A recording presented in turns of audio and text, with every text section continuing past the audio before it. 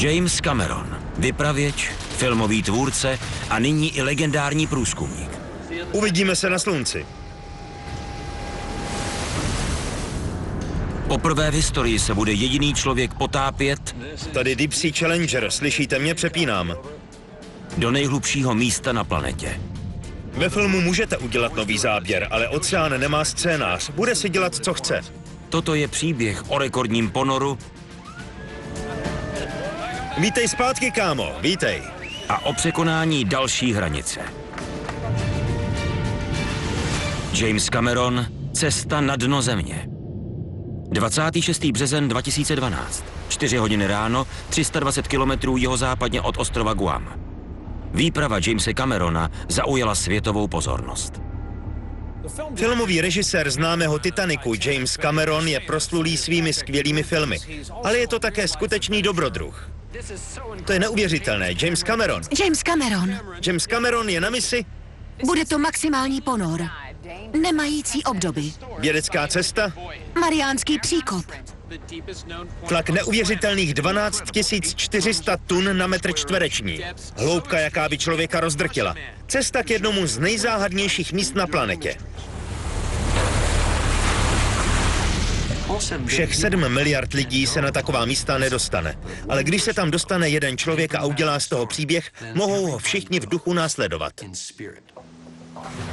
Trvalo to 7 let. 7 let ke zdolání 11 kilometrů.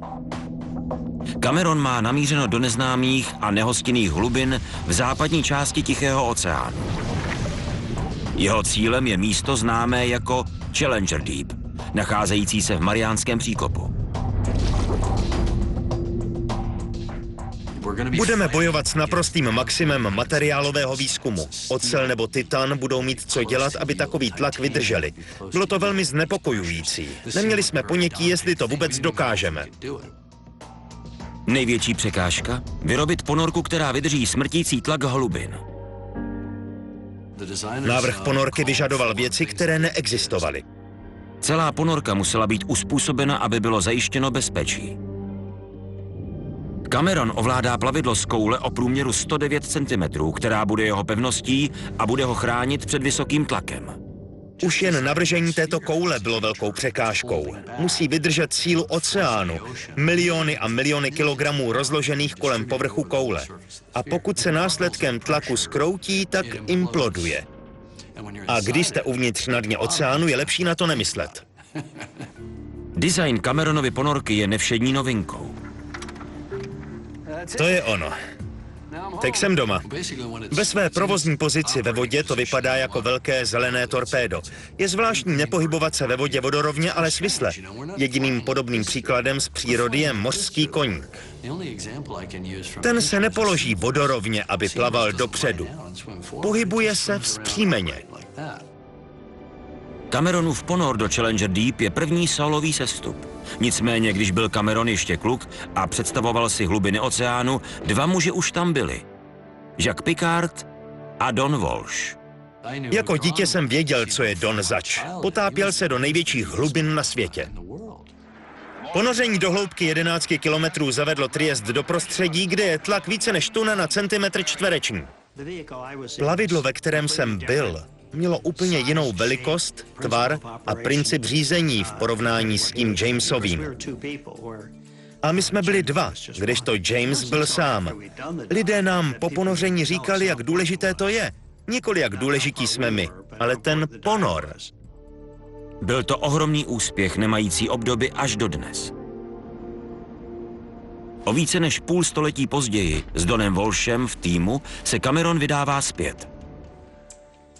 Když se to dalo všechno dohromady, říkal jsem, štípněte mě. Nemohli jsme tomu uvěřit. Bylo to připraveno. Ponorka pokřtěná jako Deep Sea Challenger potřebuje už jen několik speciálních kusů vybavení. 4 hodinky značky Rolex. Rolex je hlavním sponzorem výpravy a vytvořil hodinky, které by mohly tlak vydržet. Další hodinky podobné těm, co byly na ploubě Triest v roce 1960, jsou umístěny uvnitř. Hodinky stejného typu, které jsem měl sebou, mi sloužily jako takový talisman, když to tak řeknu. Zbývala už jen jedna věc. dostat ponorku do vody. Všem jsem říkal, že do té doby to byla jen jakási socha.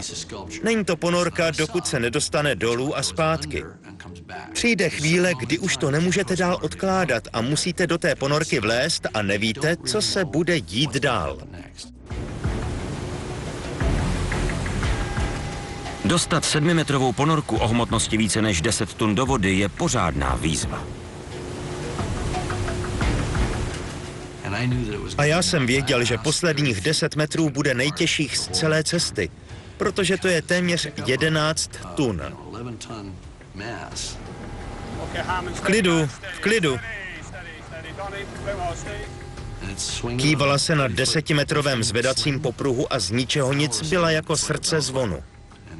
A pokaždé, když se pootočila, tak se ještě víc rozhoupala a vypadala jako demoliční koule. Je konec ledna. Probíhají zkoušky v mělkých vodách.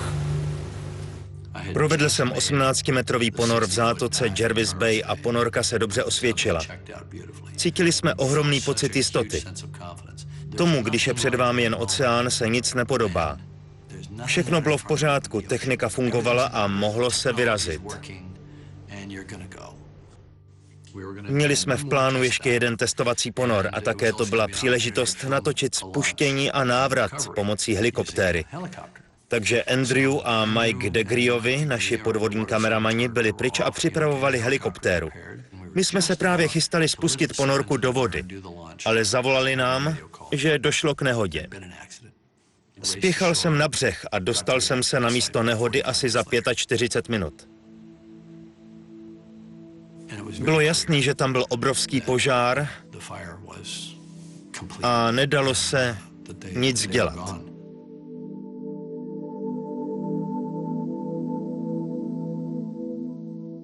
Byl to nejhorší den v mém životě. Když jsem byl na místě té nehody, myslel jsem, že je s naší výpravou konec. Cítíte, jako by se vám někdo snažil něco říct, ale pak se začaly dít zajímavé věci. Začínáte přemýšlet nad tím, o co se ti kluci snažili. Měli odvážného ducha a chtěli bádat. Znal jsem je velice dobře a určitě by se škodolibě smáli, kdyby jsme z toho chtěli vycouvat a nešli do toho.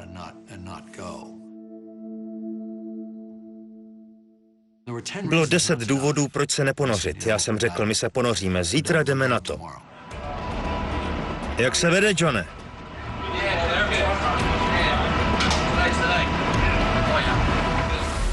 A tak jsme šli. Šli jsme tam a ponořili se. Prvních 1000 metrů, 3300 stop. O 5 dní později 4000 metrů, 2,5 míle. 4000 metrů, když se snažíte dosáhnout 11 000 metrů, nezní moc zajímavě. Je to hlouběji než vrak Titaniku. Ponorka si vede dobře. Pak přišel čas zdolat 8000 metrů, což je 27 000 stop. Začal jsem klesat, všechno šlo skvěle.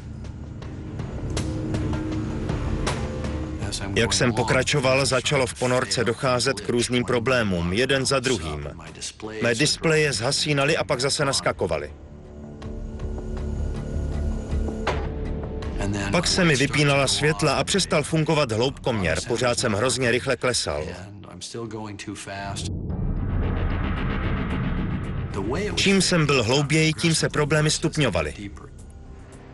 Deep Sea Challenger, tady povrch, slyšíme se?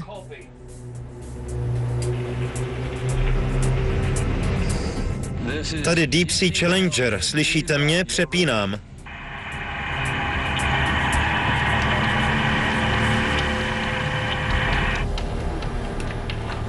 James Cameron při svém posledním zkušebním ponoru klesal nekontrolovatelně do hlubin.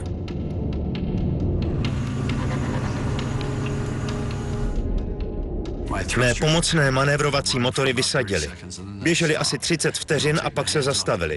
Přestal jsem chvíli cokoliv dělat a pak po 30 vteřinách zase sami naskočili a nemohl jsem je zastavit. Nic nefungovalo, jak mělo.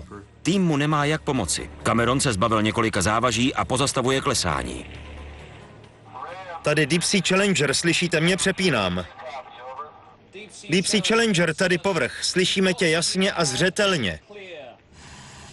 Dobře, hoši, já taky.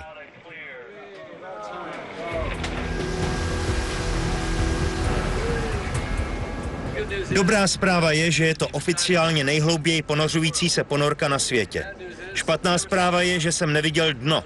Došlo asi k 5 vážným systémovým poruchám, které mi znemožnily pokračovat. Všechny poruchy byly zaznamenány do jedné řádky počítačového kódu. Kvůli jedné řádce počítačového kódu, kterou přidali noc předtím na mou žádost. Po chvíli byl počet souborů tak velký, že se počítač vypínal. Rychlé přepsání počítačového kódu a ponorka je znovu spuštěna na svůj poslední test před cestou do Challenger Deep. Ponoření proběhlo skvěle. Došlo jen k zanedbatelným problémům, ale mohl jsem při cestě podél dna vyvažovat. Viděl jsem ho na vlastní oči. Nikdy nezapomenu na ty usazeniny, když jsem přibrzdil. Objevil se kruh kouře přímo v místě, kde tryska zasáhla dno. Vypadalo to jako přistání vesmírné lodi. Byla to paráda. Přišel čas ponořit se do Challenger Deep, nejhlubšího místa v oceánech na světě. Ponorka i tým jsou připraveni. 7 let uteklo jako voda. Teď máme jen týden a půl. Všechno se zcvrklo do tohoto úzkého okénka, které nám zbývá. Byli jsme ve skluzu. Vydali jsme se na ostrov Guam. Mysleli jsme si, že oceán bude spolupracovat, ale hádejte co. Vítr o rychlosti 55 km v hodině, nárazový vítr 75 km v hodině. Vlny se začaly zvedat. Pamatuji si ten pohled na pobřežní hráz, vypadalo to jako vroucí kotel se 4metrovými vlnami. Myslel jsem, že v takovém počasí nemůžeme začít. Sledoval jsem to den co den s neblahým tušením, že z celé té akce nic nebude, protože hned poté jsem musel odjet na svou premiéru Titanic 3D. Potřeboval jsem do 2 studií investovat $20 milionů, abych udělal z Titanicu 3D film a musel jsem u toho být. Nakonec jsem řekl, podívejte se, hoši, jdeme na to. A tak jsme šli. Bylo to strašné, daleko za hranicí ideálního spuštění. Jak se loď prodírá vlnami, začíná se blýskat na lepší časy. Když jsme byli na cestě, podívali jsme se na dlouhodobou předpověď. Zahlédli jsme malý pokles větru. Vypadalo to, že to bude trvat možná den nebo den a půl. Nakonec to bylo několik dní. Řekl jsem, že se zdá, že mi oceán dává na výběr. Buď se ponořím a dokončím 7letý projekt, nebo pojedu na svou premiéru. Když nepojedu na premiéru, 2 největší filmová studia v Hollywoodu se mnou po zbytek života nepromluví. Ale hádejte co? Nedošli jsme tak daleko, abychom se neponořili. Měli jsme příležitost, tak jsme šli do toho. Řekl jsem, tak jo hoši, plán zní takto. Teď jděte spát, 3 nebo 4 hodiny spěte. O půlnoci vstaneme, začneme odpočítávat a ve 4 hodiny ráno to spustíme.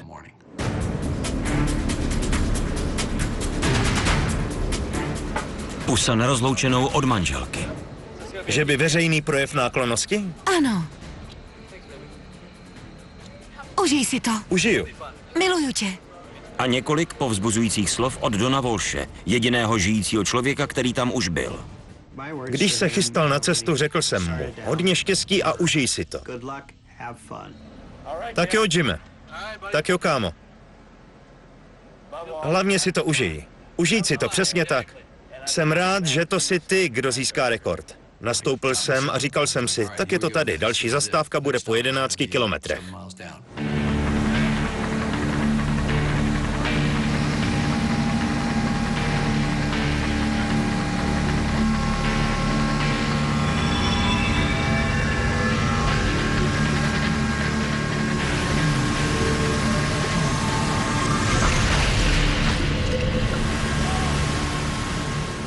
Provedli jsme spuštění ponorky, šlo to celkem hladce. Řekl jsem, dostaňte mě do vody, chci se ponořit. Dostal jsem se do vody a potápěči všechno připravili. Provedl jsem všechny kontroly a byl jsem připraven. Volal jsem, spusťte mě, což je příkaz, aby spustili ponorku do vody. Vyrazil jsem jako střela, rychleji než kdy jindy. Hladina se jen vzdalovala a najednou byla pryč. Podíval jsem se na hloubkoměr a za pár minut jsem byl ve 300 metrech.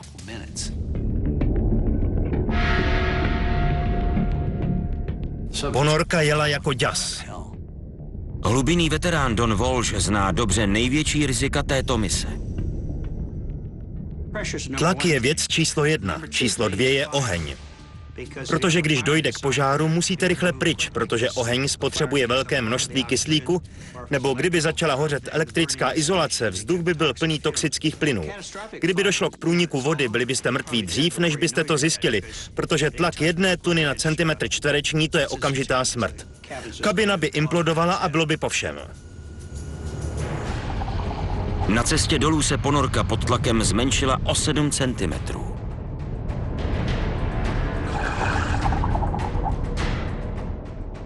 Zdálo se, že během několika minut překonám hloubku Titaniku. Pak následuje hloubka Bismarcku, 5000 metrů. Dále pak nejhlouběji ponořenou ponorku. A když jsem se dostal do hloubky 8000 metrů, což bylo nejhlouběji, kam jsem se kdy dostal, ještě mi zbývalo 3000 metrů. Všechno se zastavilo a já byl v tichosti. Jen jsem sestupoval a sledoval čísla. Šel jsem hlouběji a hlouběji. 7700 metrů. Ryby čeledi trčovkovitých. Nejhlouběji žijící ryby, které byly kdy natočeny. Tak hluboko, jak je vysoký Mount Everest, ale ještě zbývají 2 kilometry. Začal jsem vyrovnávat ponorku, připravovat kamery, abych viděl dolů a zapnul jsem světla.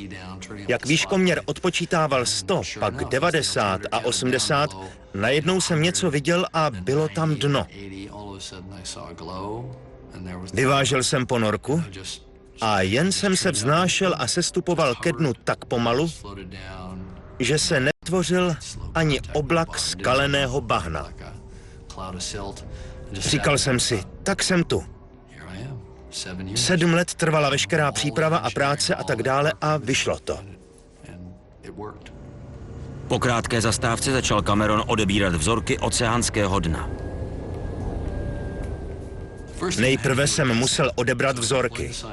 Vysunul jsem rameno a nabral půdu do trubice. Měl jsem pocit, že to bude postačující vzorek. A v té chvíli mi volala Suzy. Převzala nahoře vedení. Ujala se komunikačního systému a volala mi, když jsem byl na dně oceánu. Byl jsem na nejvzdálenějším místě na naší planetě, což vyžadovalo spoustu času, energie a technologií. A cítil jsem se jako nejosamělejší tvor na planetě. Naprosto odříznutý od lidí, bez šance na záchranu, na místě, které žádné oči nespatřily, a v tu chvíli mi volá žena. Což je samozřejmě milé, ale je to ponaučení pro všechny muže. Myslíte si, že se můžete schovat, ale nejde to.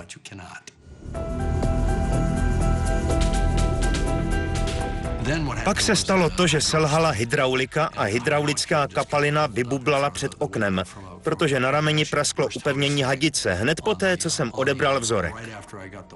Rameno zamrzlo a dvířka také. Nedokázal jsem nic rozběhat, tak jsem si pomyslel, alespoň mohu dál zkoumat.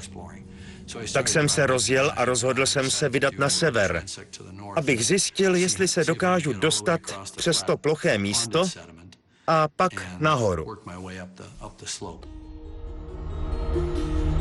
Pak došlo k další kritické chybě systému. Začal jsem přicházet o trysky. V té chvíli jsem se mohl jen otáčet. Už jsem nemohl jet dopředu. Přišel jsem o hydrauliku a neměl jsem možnost pokračovat dopředu. Přemýšlel jsem o tom, co bych mohl případně dělat a došel jsem k závěru, že je na čase se vrátit. Zavolal jsem na hladinu a řekl jim, že jdu nahoru. Pak přichází ta chvíle, kdy máte zmáčknout přepínač. Ponorka je vybavena párem asi 300 kg závaží, která umožňují ponorce klesat. Pokud se závaží neoddělí, je možné, že Cameron už nikdy neuvidí denní světlo. Přesně jsem věděl, co mám dělat a jak, ale pořád přemýšlíte nad tím, že pokud to nebude fungovat, nebude to příjemný den. Odděluji závaží.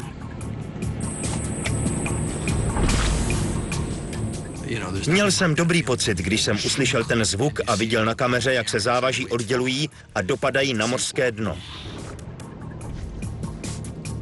V ten okamžik začala ponorka stoupat. Z hloubky 11 kilometrů zpět na hladinu to trvalo 70 minut. Bylo to jako raketa. Cítil jsem se jako ve vlaku.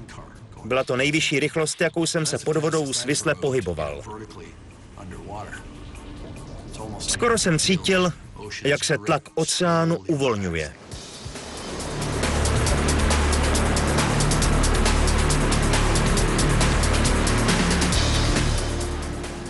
Pokračujte, pokračujte. Pomalu, hoši, pomalu. Dobrý, pokračujte. Zpomalte to.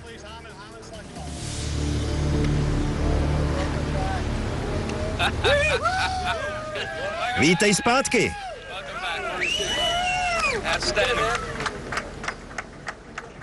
Vylezl jsem ven a první člověk, kterého jsem viděl, byl Don Walsh, což bylo úžasné.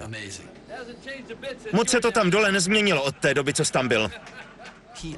Věděl, že jsme tam nebyli jen kvůli naší věci, ale také, abychom oslavili, co dokázal on a všichni ostatní před námi.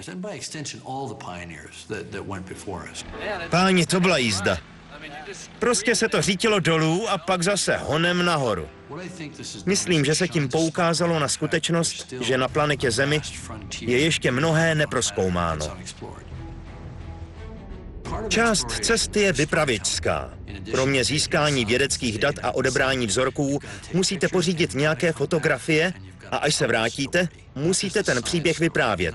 Není to jen vědecký dokument a fotografie, ale příběh o tom, jaké to je ponořit se až dolů a na vlastní oči vidět něco, co nikdo předtím nikdy neviděl. To je ten pravý průzkum.